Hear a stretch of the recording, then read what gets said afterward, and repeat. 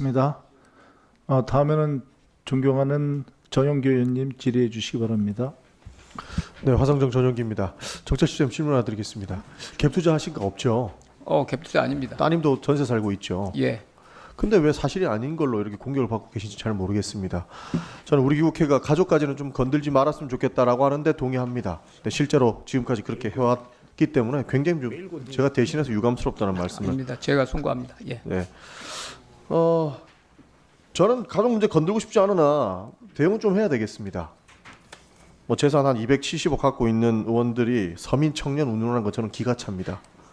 실제로 본인 자녀는 미국에 스키장까지 있는 고급 보딩스쿨 보내놓고 서민을 애로에 대해서 말씀하시는데요. 그분들이 애로를 알겠습니까? 그리고 뭐 아들이 20살 되자마자 7억 원을 증여해가지고 뭐 증여세 다 냈다 떵떵거리는데 그 사람들이 정치하고 있으니까 올바른데 정책이 나오겠습니까? 그러니까 남 헐뜯는 것밖에 저는 안 한다고 보는 겁니다. 그런 차원에서 정책식에서 흥분하실 필요 없다고 생각을 합니다. 그런 정치는 뭐 국회에서 저는 끝내야 된다고 생각을 합니다. 제도적 문제 안 만들 수 있게끔 하는 부분에 대해서 그리고 가족 문제까지 거론해서 하는 부분 제가 전반적으로 유감스럽다는 말씀을 드리겠습니다. 아닙니다. 제가 뭐 자숙하겠습니다. 예. 김현지 비서관 남편 부르자 할 때부터 알아봤어야 됐는데 이런 상황 만든 것 자체가 되게 유감스럽다는 말씀을 드리고 의사진행 발언은 아니지만 우리가 가족 문제는 좀 건들지 말자고 운영위에서 좀 의견을 했으면 좋겠습니다. 동의합니다. 뭐 과거도 있었습니다. 그 부분에 저도 반성하겠습니다.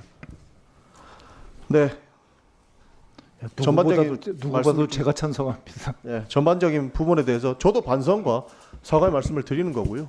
좀 안 그랬으면 좋겠습니다. 공직자 자녀가 무슨 잘못이 있겠습니까? 뭐 있는 사람도 있겠죠. 뭐 하나만 말씀드리겠습니다.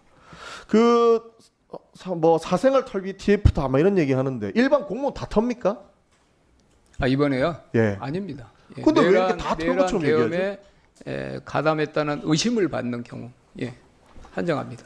고위공직자 중에 이렇게 미리 알고 계엄이 일어날지도 모른다라고 이야기하는 사람도 있었기 때문에 다 새 나가가지고 국회에서도 계엄하지 말라 이런 얘기가 있었던 거 아니겠습니까? 그 사람들 확인을 어떻게 합니까? 수석 비서관님 뭐 하실 말씀 있으십니까? 네, 실제로 이 논의가 처음 시작되었을 때 제가 그 첫 테이블에 있었는데 만약에 우리가 인사하다가 내란에 적극적으로 참여한 사람이 승진할 경우에 우리가 어떻게 대처할 거냐에 대한 고민이 있었거든요. 예. 그래서 지금 특검의 결과를 좀 보고 특검에서 혹시 관련된 사람이 나오면 인사에 반영하면 되지 않을까 이렇게 생각했는데 지금 특검이 연장되는 바람에 저희가 사실은 지금 시점에서 이 조사를 안 하면 내년 인사에 반영할 수가 없어서 불가피하게 이런 조치를 취한 것이고요. 아마 대상자는 소수 정도로 아마 국한될 겁니다. 그렇게 이해해 주시면 되겠습니다. 저는 전반적으로 프레임이라고 생각하기 때문에 좌고우면하지 않아야 된다고 봅니다. 총리께서 조금 전에도 말씀을 하셨는데 국민의힘에서는 이것을 일반 공무원 사생활 다 터는 것처럼 이야기하고 있어요. 그러나 내란에 관여하지 1월까지 불가능합니다. 털 이유가 없죠. 이유 없는 사람 왜 털겠습니까? 보름 정도면 되게 관련된 거 조사하고 제보 받고 조사하고 그러면 끝일 거고요. 아마 전체 공직자가 다 이렇게 두려워하지 않아도 됩니다. 소수 대상으로 될 거라고 봅니다. 이 불법 비상계엄에 가담했던 사람들이 혹시나 고위공직자로 다시 한번 인사가 나서 역할을 하게 된다면 자신들의 치부를 덮기 위해서 무슨 짓을 할지 모른다라고 하는 게 국민적 우려입니다. 그런 사람도 속아내는 게 너무나도 당연한 처분 아니겠습니까? 그렇기 때문에 좌우면하지 말고 그런 의혹이 있는 사람들은 밝혀야 된다고 말씀을 드립니다. 그리고 전 국민께서 보고 계시니까 한 말씀만 더 드리면 전체 공무원 다 트는 것처럼 호도하지 마십시다. 그런 식으로 눈속임에 한다고 해서 본인들 지지율 올라가는 거 아니라는 말씀을 좀 드리고 싶습니다.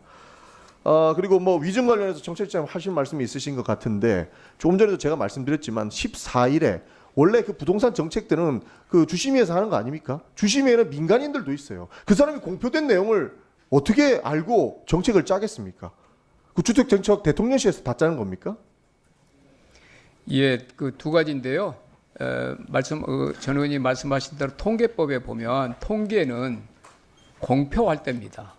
예. 통계가.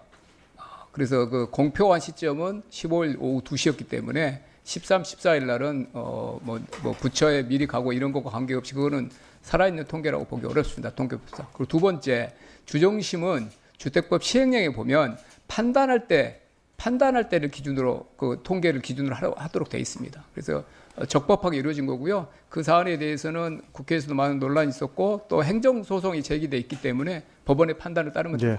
그리고 적법하게 행정을 했습니다. 저 정무수석께 한 말씀만 드리겠는데요. 항소 포기 사건이 아닙니다. 이거는 정치 항명이다라는 규정을 정확히 해주셨으면 좋겠습니다.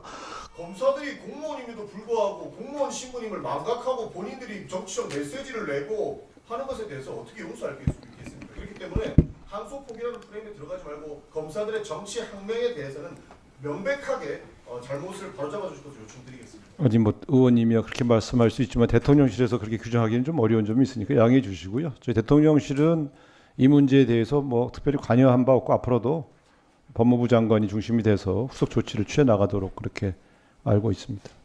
네, 수고하셨습니다.